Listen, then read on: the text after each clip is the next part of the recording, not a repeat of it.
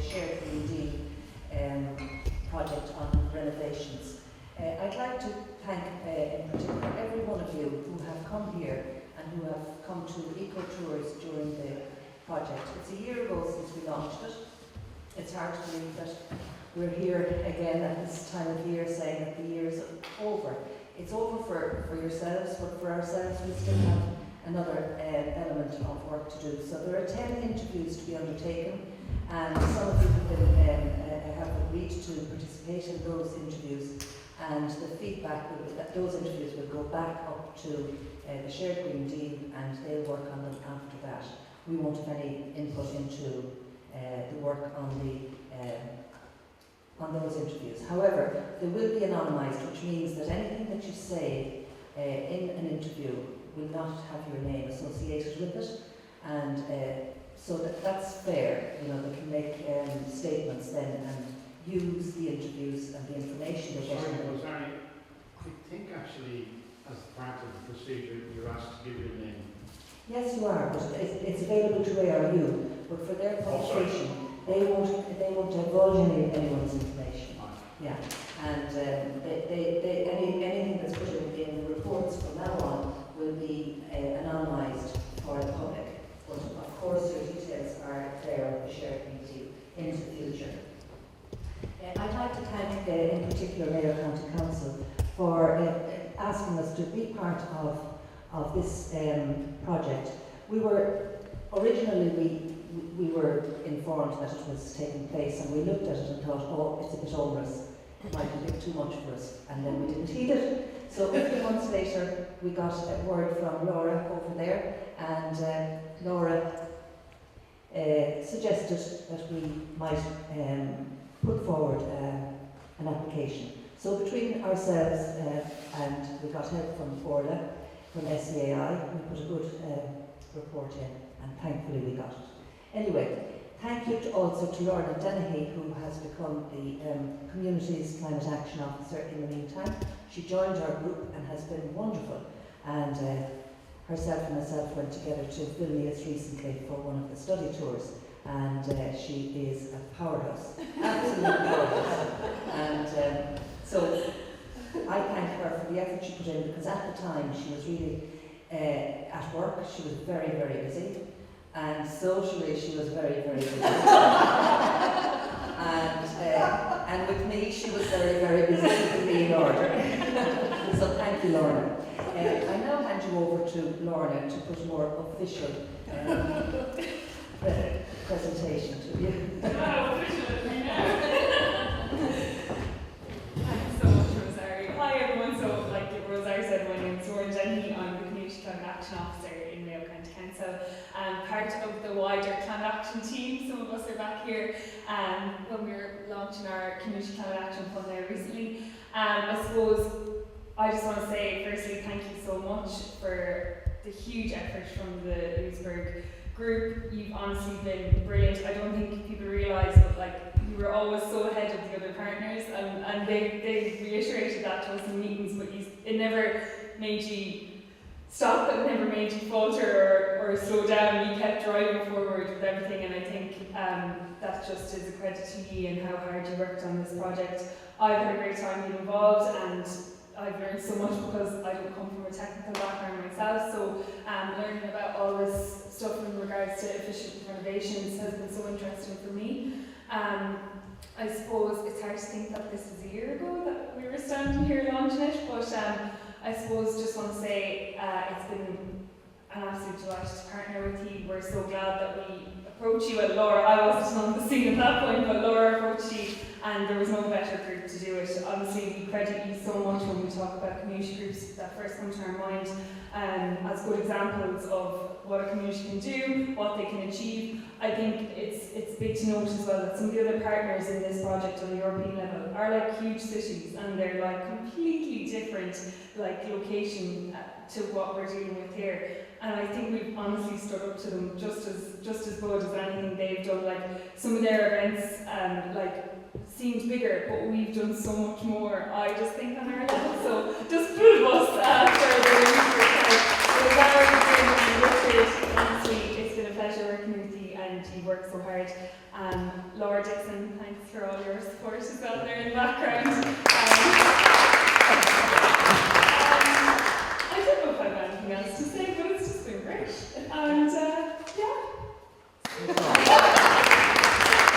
Richard, will you talk about the credit tour, please?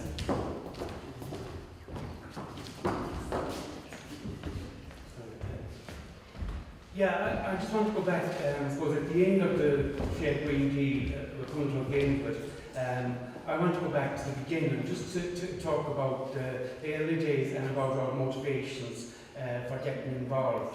And I suppose I go back to the beginning, when Climate Action in Louisburgh was set up during COVID to apply to Mayo County Council to become a decarbonising zone. And we applied for the Louisburgh-Killeen area, and that area takes in from the Canopy to the Killery and the two offshore islands, Clare Island and Inishtuck. So when COVID was finished, we decided to split up into groups, and we have 5 subgroups in Climate Action in Louisburgh, from biodiversity, circular economy, local food sourcing, education and ethics, and our energy group. Now, the energy group was made up of Rosari, Jim and myself, and when we started, we carried on the work that was being done by Jim in the Louisburgh-Killeen Sustainable Energy Community, the SEC. We carried on their work on fabric upgrades, we said the warmer home scheme stuff, the Mayo County Council windows and doors scheme and that. And as time went on, things slowed down a little bit. The waiting times increased. By the middle of 22, it was 2 years waiting for the warmer home scheme.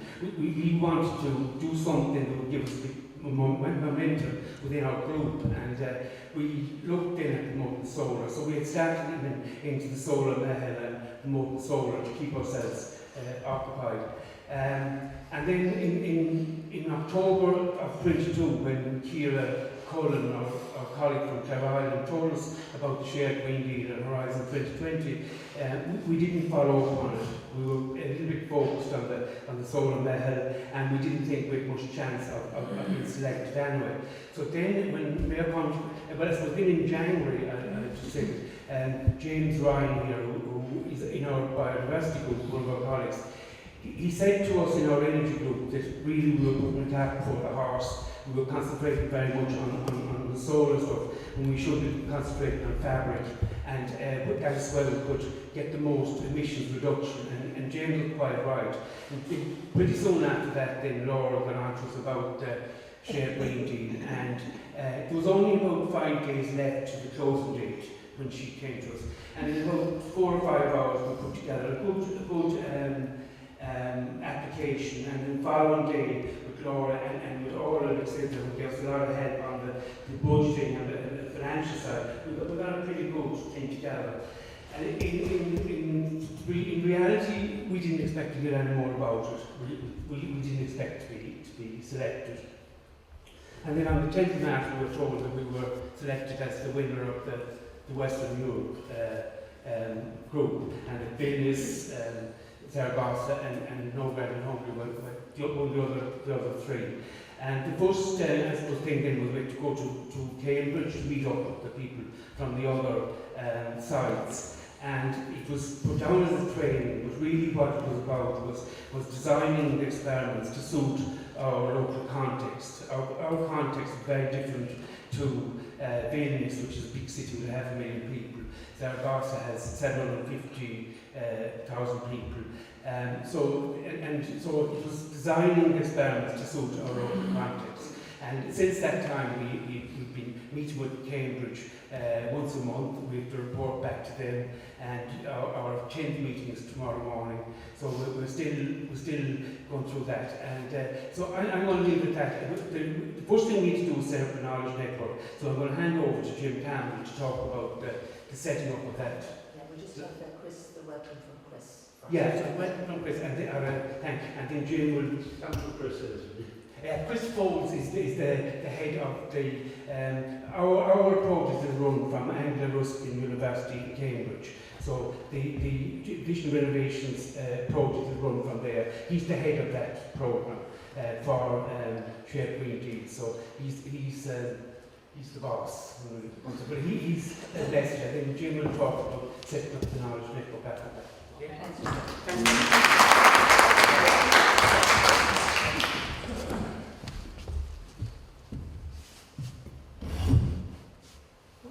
Lot of noise there.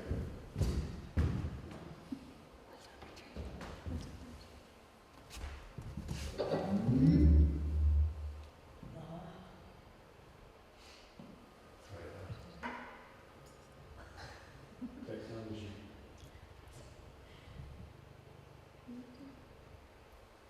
Hello, my name is Chris Foles. I'm Professor of Sustainability and Society at Anglia Ruskin University in Cambridge, in the UK. And I'm one of the two co-leads jointly coordinating the Shared Green Deal project. I wanted to send this short video note primarily to say really great big thank you for all of your really kind engagement and attendance at these local energy efficient renovation activities and events that have been organised. Hopefully you found them fun, informative and most importantly practically useful in furthering your journey for energy efficient renovations. We appreciate that everyone will come to it with different interests, different backgrounds, different experiences, but hopefully across both the professional side of things and the citizens and household side of things, you've been able to pick up some new skills and new understandings. In particular, I wanted to say a few things as part of my thank you. Firstly, a reminder that you're actually part of 24 social experiments that are happening across Europe, 4 of which are happening for energy efficiency in Ireland, Hungary, Lithuania and Spain. But they're just part of this wider group of 24 that's also covering issues like biodiversity, circular economy, sustainable food, mobility and clean energy and renewables. And together across all of this, we're able to start advising the European Commission and the European Union more widely on what they're really keen to learn more about. That is the role of people and society in coming up with new approaches and solutions to tackling their European Green Deal programme policies. So thanks for all you're doing, and this will be a journey for us as a consortium where over the next few years we'll be reflecting and analysing your experiences in more detail and getting some interesting findings and advice for policymakers. So feel free to stay in touch, have a look at our website, and yes, really great big thank you again. We're really grateful for all you've been doing, and yeah, get in touch with us if you have any comments, of course. Thanks. Bye. Right, Chris.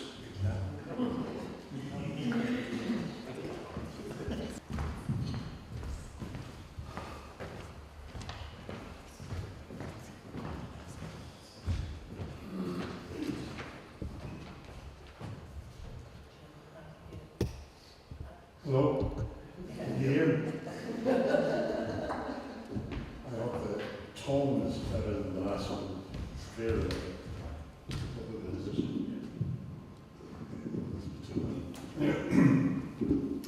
Yeah. I'm not as good as Rachel Barrett at living, so I made a couple of notes myself about what I should be saying to you. But anyway, when Richard came back from Cambridge, he gave us a template of what the project should be about. That's what they were designing over there. They all got together. I think that I'm not so sure how much the Cambridge people contributed. I think it was the actual winners of the various competitions putting them together. I'm not 100% sure, but anyway, the requirements of project was to set up what they call the knowledge network.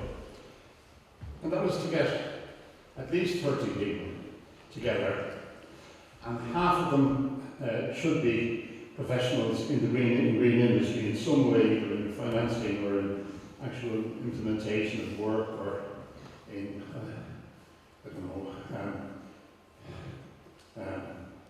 I don't know, any element of in designing, for instance, or whatever. We had to get together volunteers, and as I say, there needs to be at least 30. Another requirement was that ideally it would be 60% female, and I think that was probably something to do with some women's organisations that are somewhat involved in the project, who are trying to sort of correct the imbalance in terms of technical involvement. Another requirement was that we should have at least 10 people, members, who were in receipt of fuel allowance, probably because the renovations would be of more importance to them. And after that, then we were to organise eco-tours.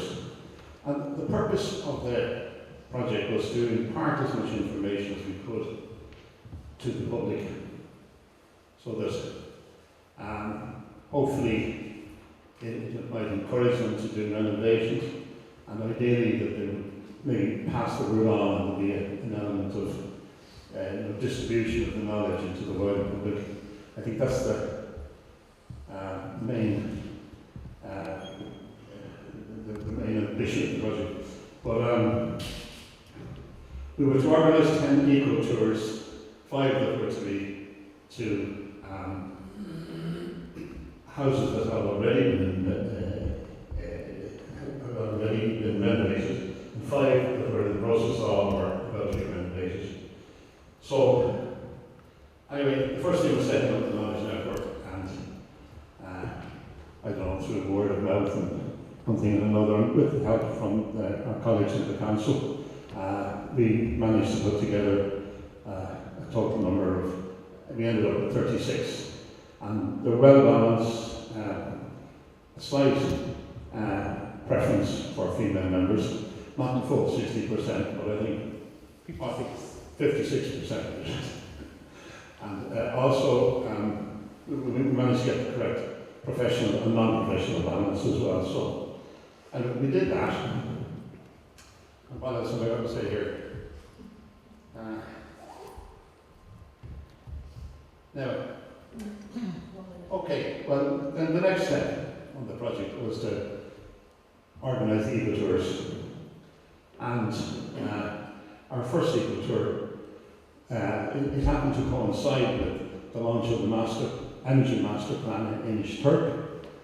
And Mary Helena O'Toole, who was the development officer on the island, very, very kindly invited us to go along. And what's more, she actually invited us to speak at the meeting where quite a number of the islanders attended.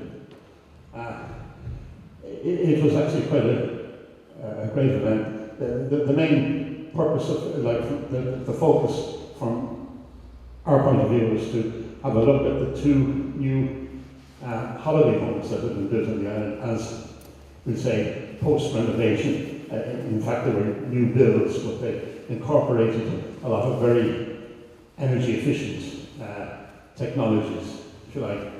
So after the Energy Master Plan, just before the rain came down, we took a quick tour, and we found out all about had a look at the buildings, and found out all about the technologies.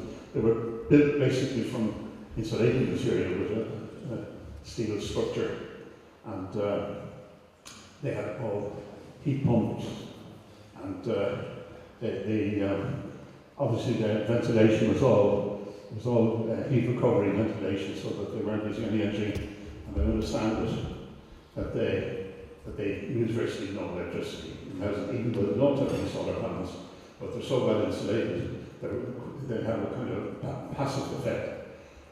The passive effect is such that the heat that the fridge emits when it's cooling down is nearly sufficient in cooking and things like that. And the body heat of the residents will provide, sometimes they have to open the windows to actually cool a house.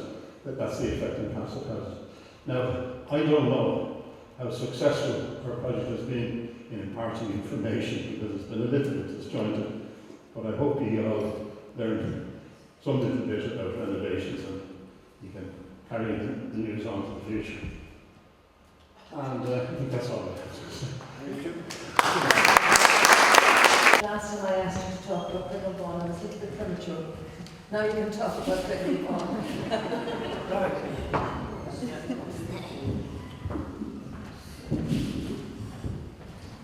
Yeah, our second eco tour was in August last year.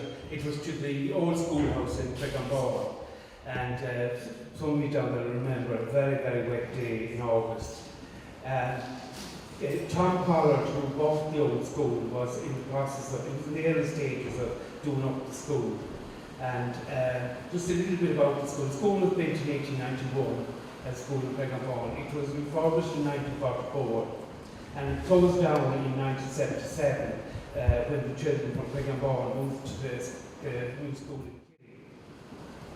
Now, Tom, the guy that bought it, he's a conservation stonemason and he's very passionate about renovation, about restoring old buildings and about sustainability and all of that. So it's very different to the normal eco tour because there was no insulation used here or chemical insulation. This was a restoration project, very sympathetic restoration. So he would be very familiar with the old schools and that. So I suppose the walls of the school were all restored using lime and clay mortars, and all of the old clay mortars that had come down off the walls in the 70 years were all gathered up and they were all reused in the mortars for restoring the building. You can see the building here. The windows in the front of the building and the doors reflect what was there in the old school in 1944. The extensions on the back as well, they reflect the type of extension that was on those type of old schools in the day, so they're exactly what was there when the school was in use. And the extensions are built with polycarbon blocks that he imported from Germany, and they're made from clay mortars. They're bricks made. They have lots of layers of air and air pockets and that, and they're very high insulation and sound insulation value, thermal insulation and sound insulation value. So when the school is finished, I think with the respect here shown to the structure, it will blend in very much and will be very similar to what was there when it was refurbished in 1944. So the other thing that was very interesting for us in that eco tour was Tom's talk about the movement of moisture through structures. You know, he looked at the movement of moisture through the mortars and the importance of the flexibility and porousness of the mortars that he was using in the house. So I'll just leave it at that.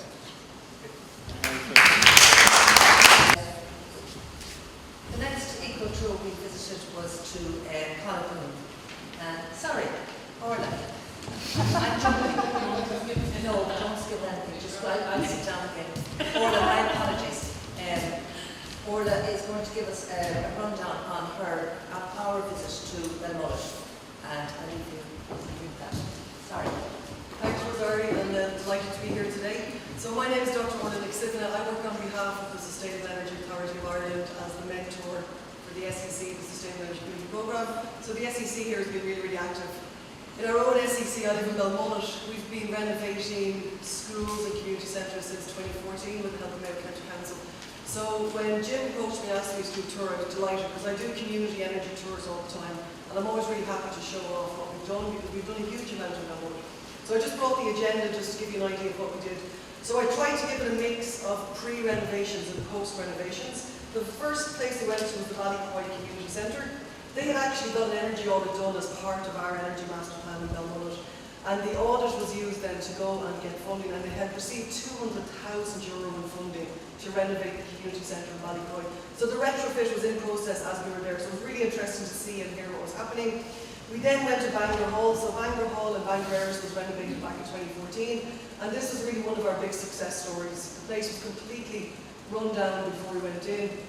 We renovated everything: windows, insulation, heating systems, and now the hall is used 7 days a week, 7 nights a week. It really is a massive success story.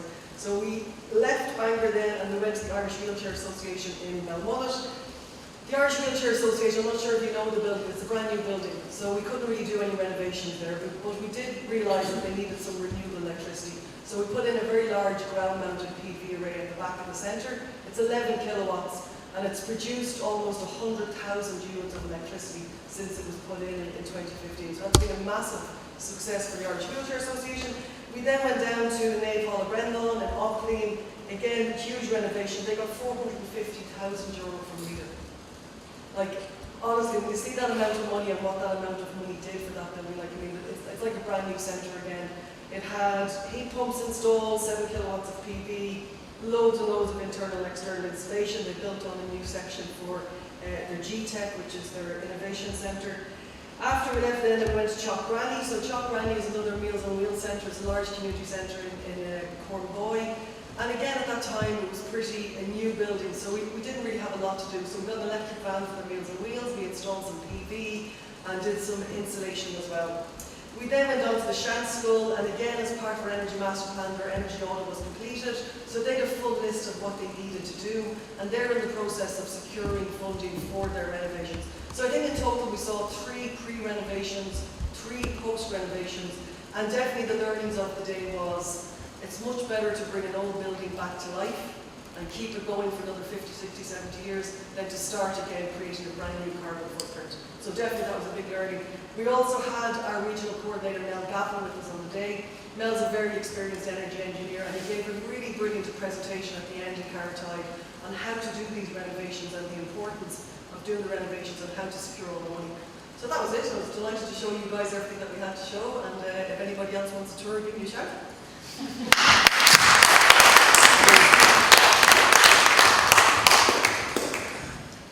Our next eco tour was to Colquhoun and the Crawford's house.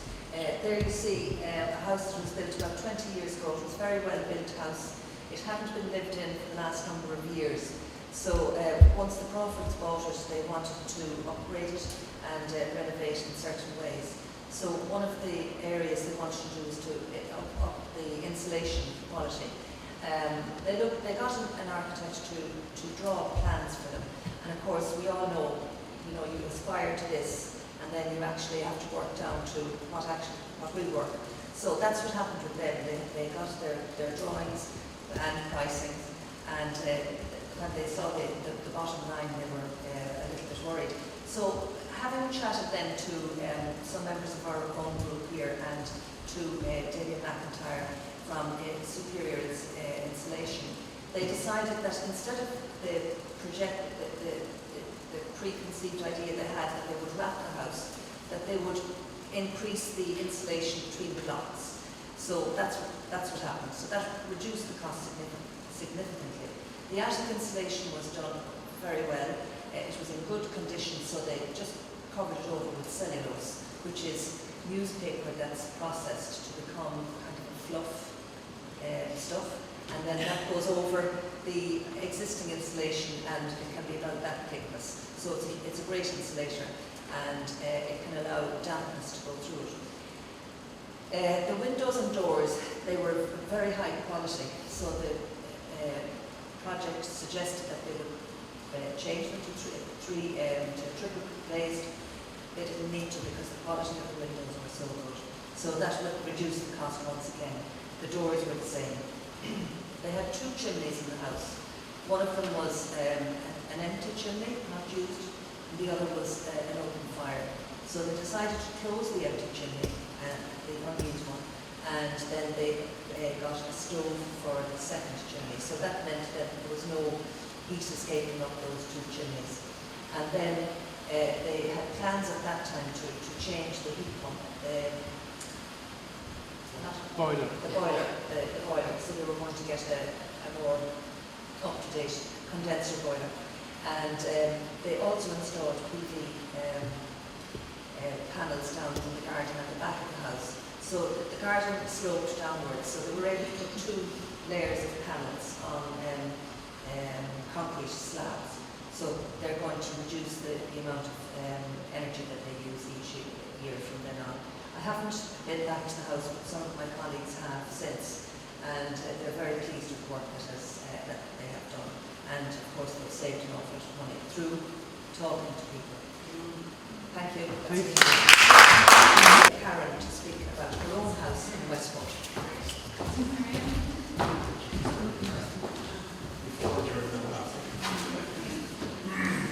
So hi everyone, it's very nice to be here to show off this afternoon. Can you hear me?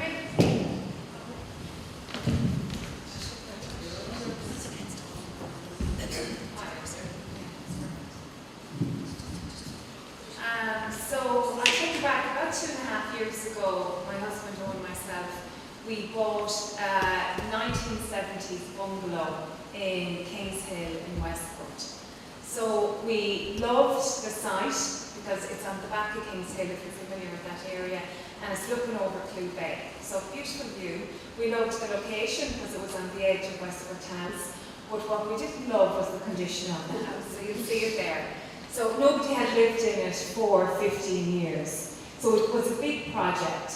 But, you know, there was some part of me, I think, that I always had the urge to bring the old back to the new, like you said, Dr. Miller, yourself. So very much we embraced the project, but we were novices and we didn't know where to start.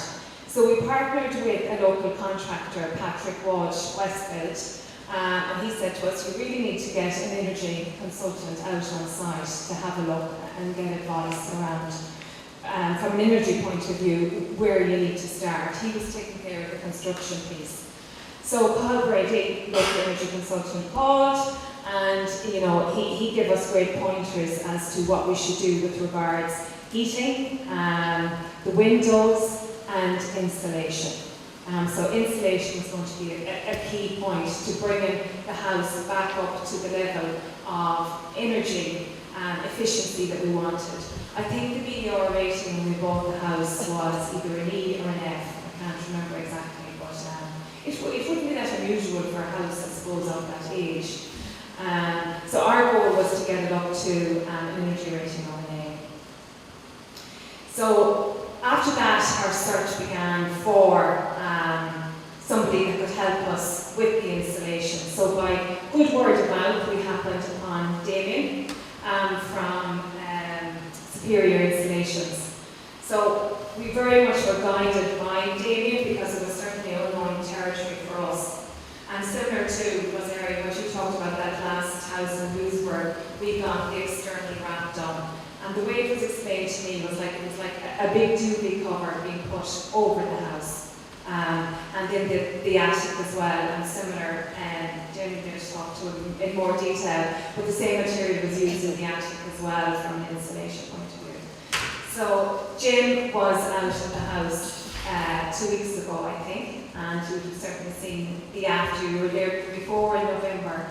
And just to give you an idea, we're using the heat pump for air to water, and there's different thermostats in each room.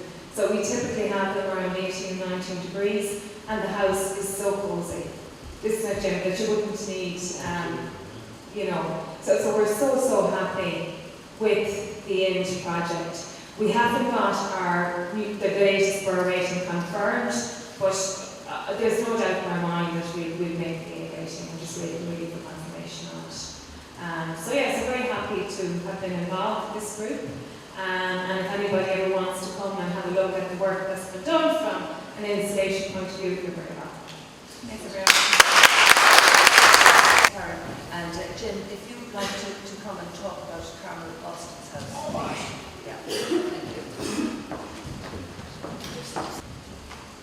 think it won't be too much longer. Anyway, fortunately, Carmen had to leave early, so she won't be able to contradict me. My observations. Anyway, herself and the husband, David, they bought the house.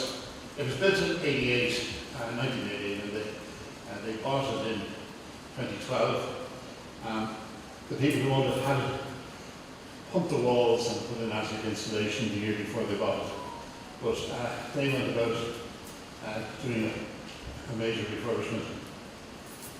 And they actually looked after the project management themselves, and they didn't have to bring in anybody. The roof on the existing house was leaking, and it was in very poor condition. So the first thing they had to do was replace the roof. And, I think there's a picture of the new roof there, isn't there? Yeah, there's a new roof. You'll notice there aren't any chimneys. But, I think the original house is a picture of there were chimneys. Carmen didn't want any vents to her external walls. She had apparently lived in the grass for years prior to the renovation. So to ensure it was airtight, she didn't include a chimney. And when she replaced the roof, and she installed a heat and recovery ventilation system so she wouldn't have the holes in the walls.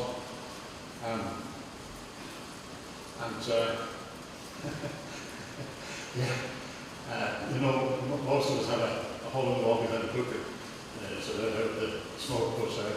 She conquered that one by buying a special hob. It's a weird thing, I've never seen anything or heard anything about these things. Maybe somebody knows them. This is a hob, probably induction heating. There's a big hole in the centre. And as the steam rises from whoever's cooking, it's sucked down through this hole, through a filter. And all the grease goes out, and it comes out at the bottom as kind of clean, warm air. So it's actually a heating device apart from the house. It was quite amazing. She also had a hot tap. The hot tap produced water at 99 degrees. It's like boiling water from the hot tap. And she actually made a big pot of tea for us straight out of the tap. And she fed us with tea and toast, or tea and scones, I think. But what else I would say about anyway, what I didn't say at the beginning, I should have said was, apart from the old house, they decided to build an extension at right angles at the back of the house, on the south side of the house. And it's quite a sizable extension with a flat roof, shotgun covered, flat roof. It's built to modern standards, the very best of modern standards, so that it would easily reach A1 rating. Now, they got all triple glazing and that, and an awful lot of glass, so they get an awful lot of heat gain in that area, which is the main living area. They obviously put in underfloor heating, and where it was attached to the old kitchen and a couple of other rooms, they actually took out the floor, similar to what Karen did, by the way, in her house. She actually took out the floor in that house, dug down and put in underfloor heating, which was a major undertaking, at least in most of it. Similarly, in Carmen's house, they put underfloor heating in the new building and also into the extended area, which forms their kitchen, the sort of kitchen, dining, living area. The rest of the house, she left the old radiators in place, and she put in a heat pump then, and the existing radiators are ready. They work all right with the existing radiators, the old bedrooms and the corridor at the back. So, what else did she do? She obviously insulated the attic, pumped the wall. So the walls had been pumped, but she re-insulated the attic space. Page 2. Nearly finished, on a short page. Oh yeah, she put in 6 kilowatts of solar. So with her low energy requirements, she'd have very, very, very little to buy from the ESB or whoever's her electricity supplier. So anyway, that's the story of Karen's house. Thank you. Thanks very much, David. The next presenter we have is Laura, who didn't expect to be talking about her own house. In the end, anyway, she agreed to do it. So, thanks, Laura.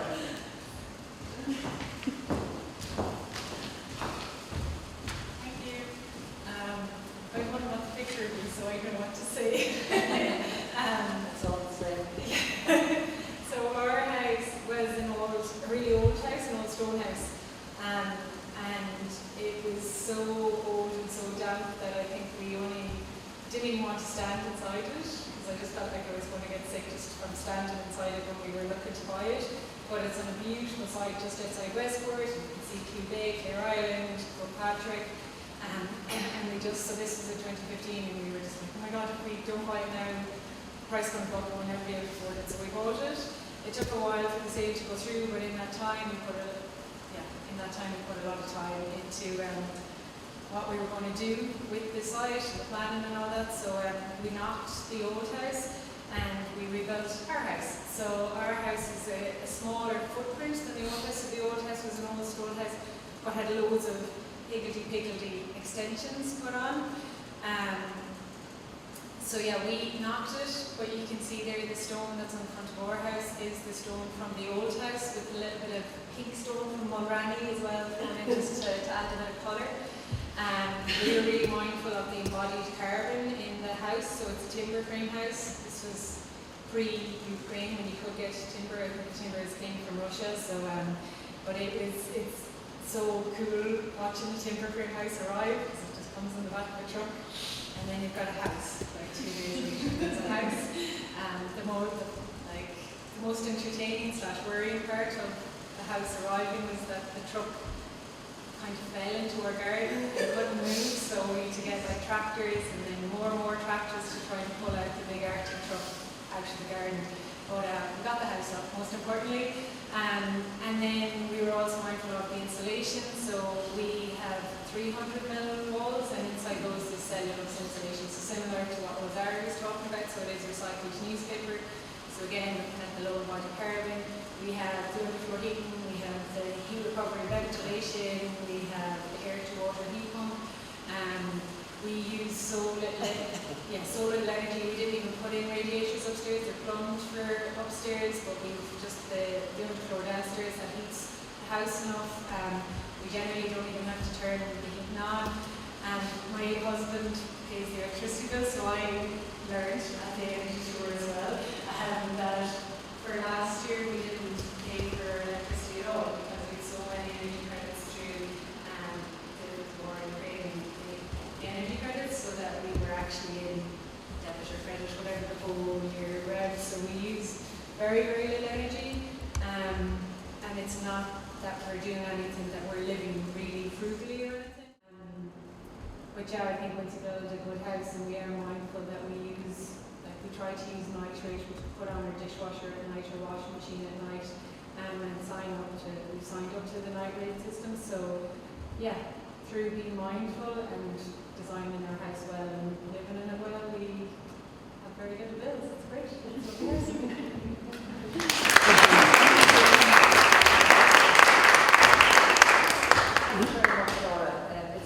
It's always lovely to hear of a new build like that has worked out well and is paying for itself.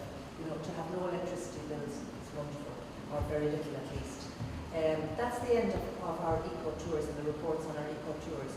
Now I'll take this opportunity to ask you to do a little bit of work yourselves. So at each table, I'll give you a page and there'll be a question which you can discuss. Now, we are anxious here that you don't feel that you have to be praising everything, whatever. You be honest. If you have something that you'd like to say, that you're concerned about, that you didn't like in some way, perfect. We want all the comments, good and bad, good, middle and bad. So we have one of Call's representatives at each table, and somebody would take notes. Your names won't be added to those notes. So we'll have 10 minutes for that. So if we can focus on that, and then following that we'll have Damien to have a few words about insulation, the insulation industry in the west of Ireland. So we'll just tidy off the cups and stuff so that it's a bit easier for you to do your bit of work. You say, you know, we're not into all this new stuff, you know, this old air temples and all that, so who needs all that, you know? This is how we used to build walls and build roofs and insulate it.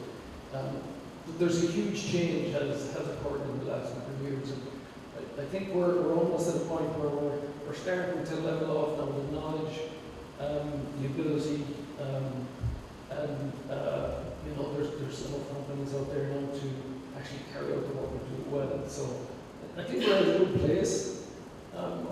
You know, there's always going to be criticism, we can always improve, but I think we're all moving in the right direction. God willing, we will continue. Thanks very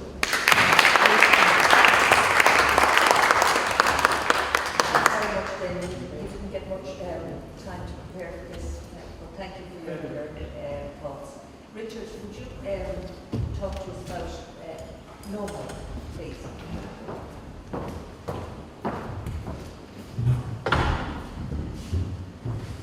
Yeah, I'm just talking a bit about know-how here because in the Shared Green Deal or in Cambridge, one of the things is really stressed that this project is about getting know-how. And I suppose the way we would interpret that know-how is knowledge that we pick up by experience and stuff like stuff we saw on the eco-tours. And I think they were anxious that we wouldn't get into the knowledge side of things too much, with theoretical, technical knowledge, but that know-how was the way we should go. And I suppose Rosalie will thank some people later, but I just wanted to thank a few people in the network for the amount of know-how they have passed on within the network. Particularly Damien from Superior Installations. He came to a lot of our eco-tours and he passed on a huge amount of know-how. You know, if you look, we were in Karen's house, we saw him and his people doing an external wrap on the house. We saw all the things about it. We saw him in Colquhoun pumping the cavities. In Colquhoun we saw him pumping the cellulose into the attic from the truck. And then he was there to explain to the people, you know, how you connect up the wall insulation with the cavity insulation, how you make sure that you don't have gaps and all of that detail. So thanks very much for that, David. The other person I want to thank is Orla, because Orla, not only did she help us with our application and organise the eco-tours down to Erris, but she imparted an awful lot of know-how to the group during our time of the project. And when she brought us on the Erris eco-tour, she showed us what communities can do by bringing us round to those community centres. And she also introduced us to the community leaders in those areas, our eco-tour hosts in those areas, who were able to, you know, talk to us about the know-how that they had picked up through Orla's help. And just finally, I want to mention Robert Kilkelly, because on our eco-tours, one of the things that I thought was very important, that Robert talked to us about the attention to detail that is needed on renovations.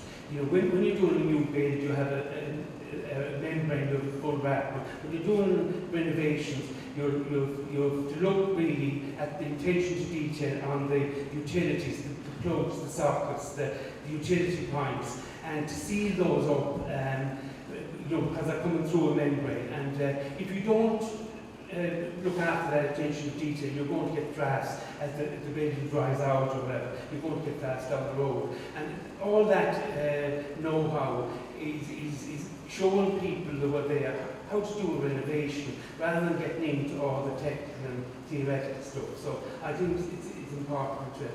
So thanks very much to.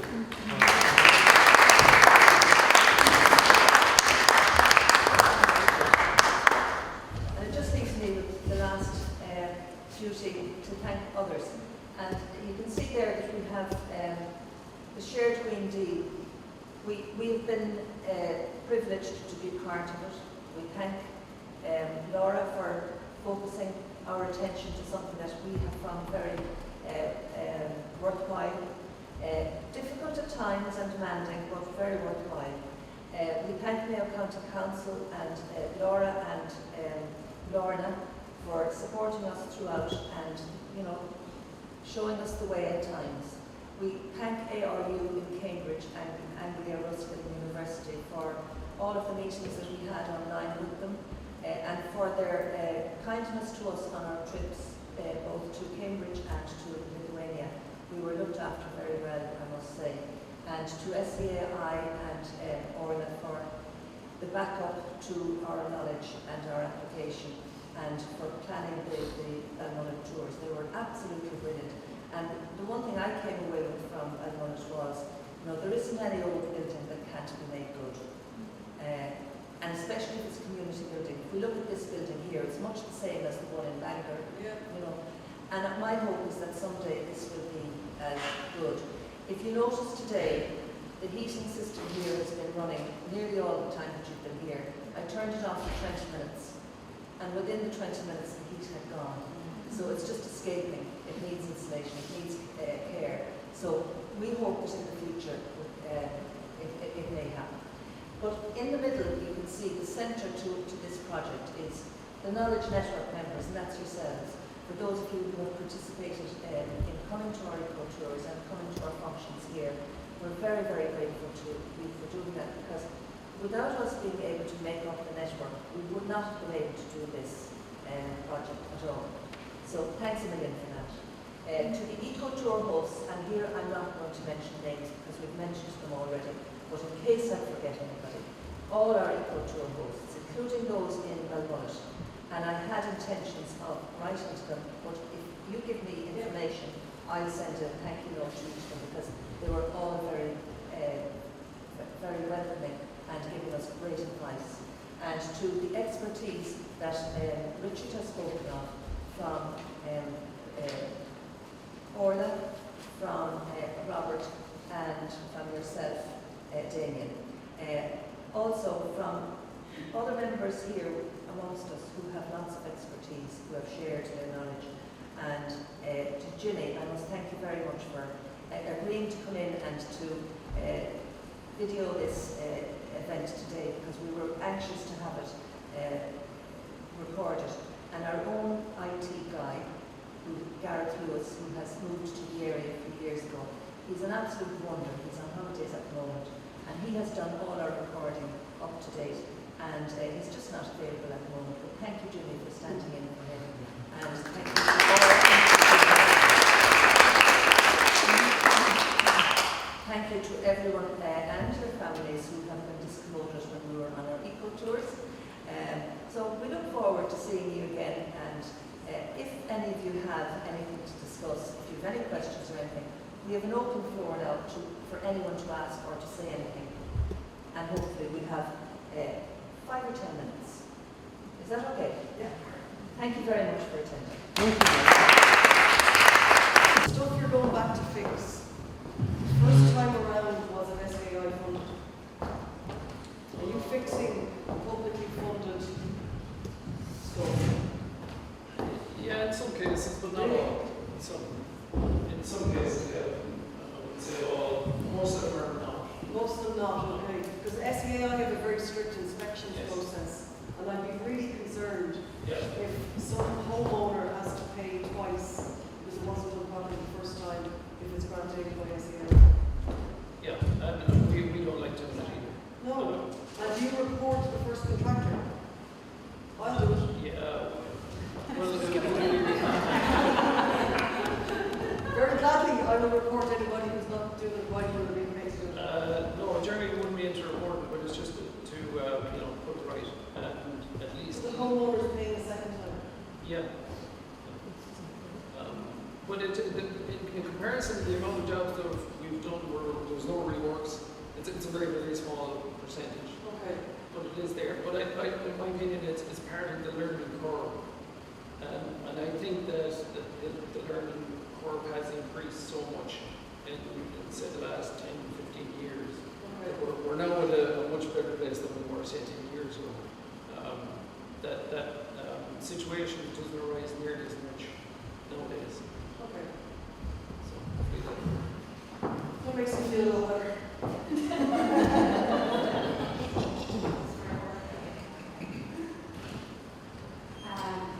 This might be for you, but you might be able to throw some light on it. So our house walls had been pumped previously, many years ago.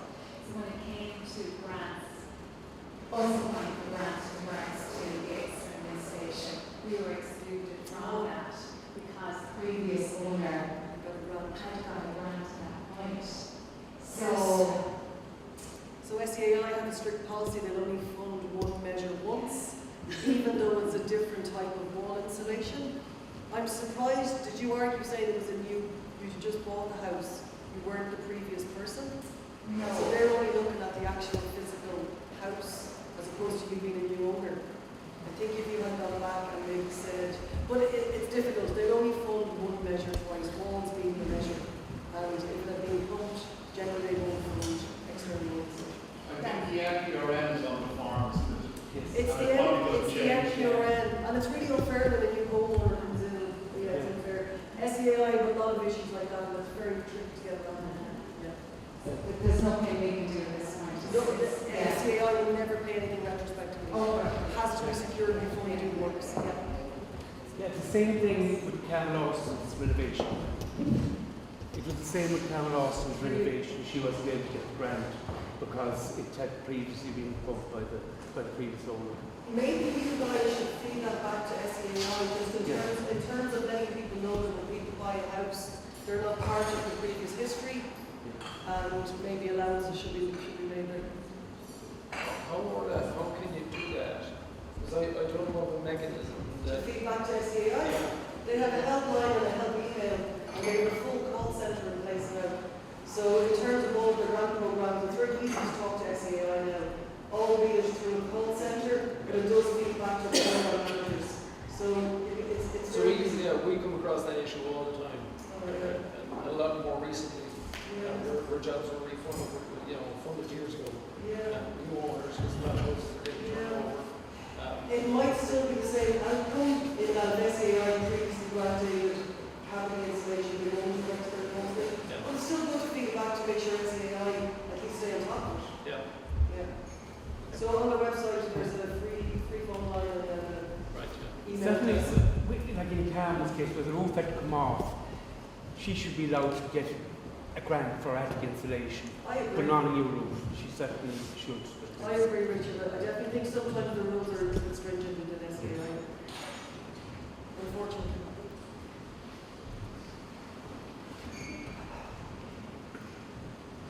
Would anyone else like to comment or ask a question? Yeah, I'm a member of the schools committee.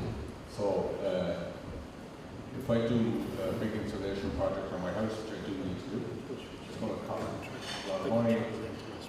Central heating system will have to change to air to water. Then I'd love to have either wind or PV electricity generation. So the question goes back to the question we've been talking about for years: is the green finance, the green loan, the low interest loan? I'll answer this. So as you know, I've been talking about this low interest loan for a long time now. It went to tender last year. 80 million euro has been put into this green loan pot. 60 million was going directly to our banking institutions and 20 million has gone to our credit unions.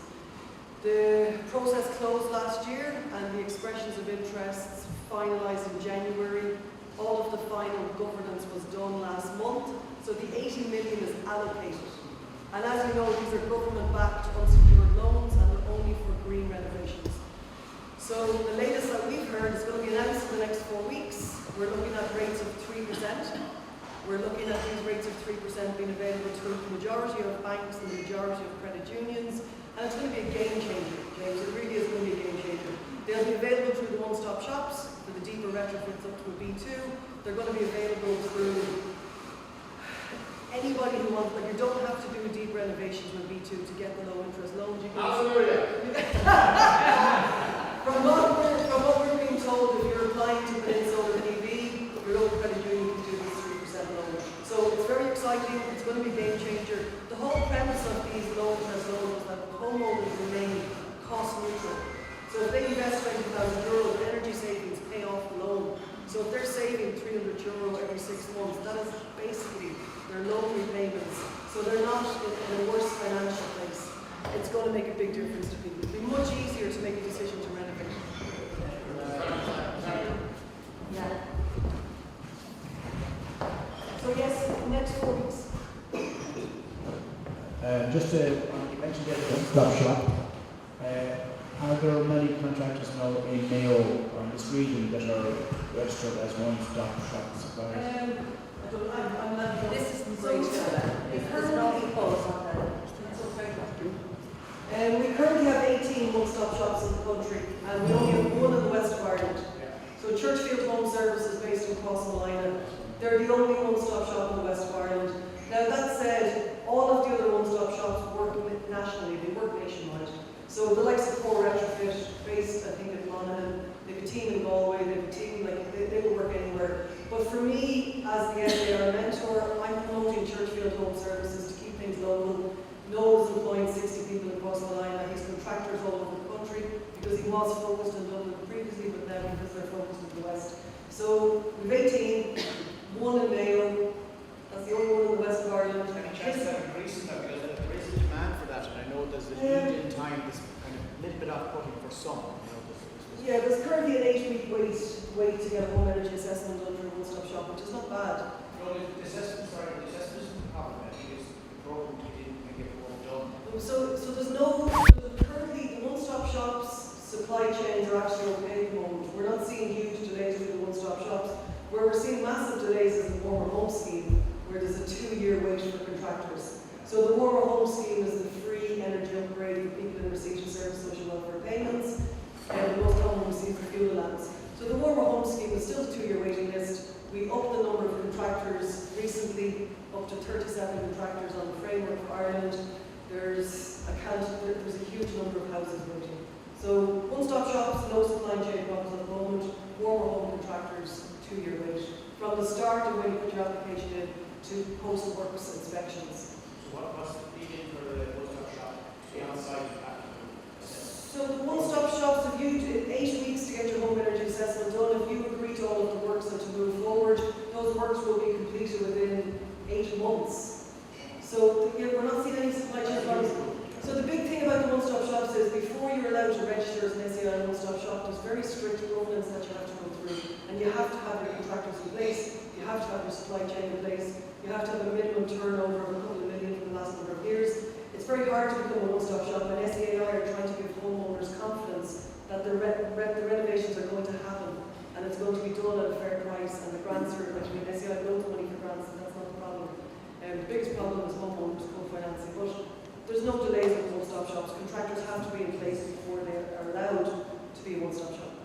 Can I ask a question on that?